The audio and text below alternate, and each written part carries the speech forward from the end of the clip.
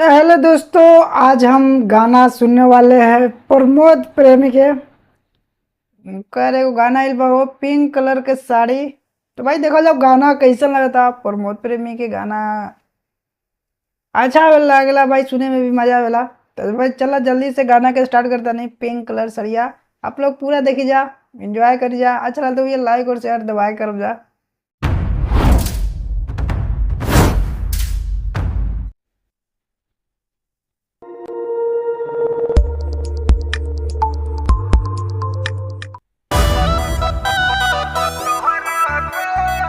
ओहो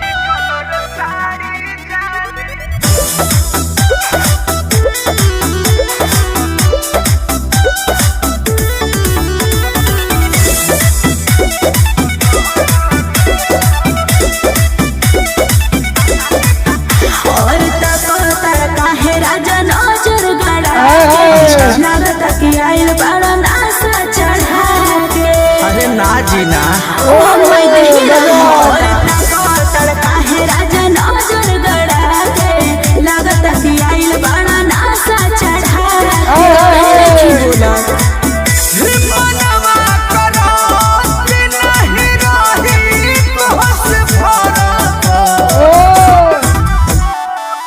पिंकी कलर साड़ी जाने मारा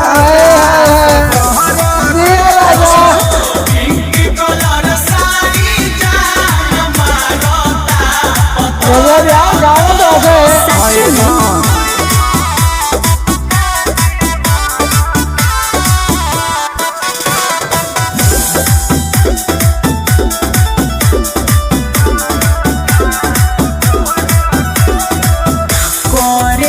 मजाक राजा बोला तार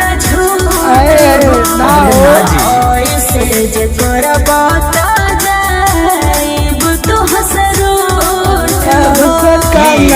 ऐसा ना करो, दूर रही ठीक बा।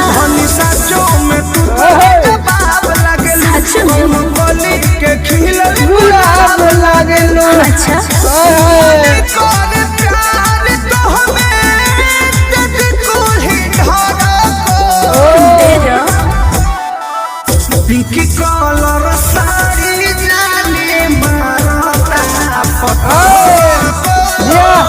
पिंकी कलर साड़ी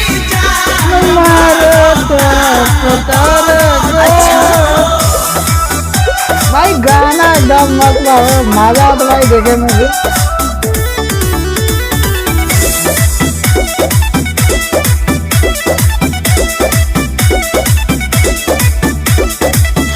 तोहरे ला कइले हे बहाने सोना सिंगार हो तू के हो से कम ना बहाना अरे दादा जान ले बुझाओ।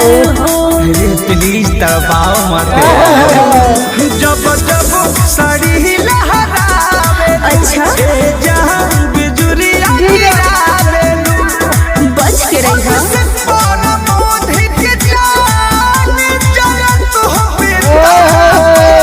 मर जेबे बाबू।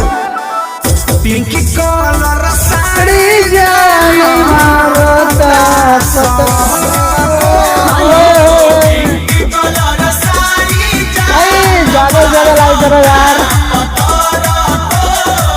किडनी काट लोगे क्या? अरे दादा प्रमोद प्रेमी के गाना मतलब अच्छा लगल हो भाई सुने में। पिंक कलर सड़िया काफी जबरदस्त लागल यार, मजा आ गई सुन के। आप लोग के कैसे गाना लगल हो?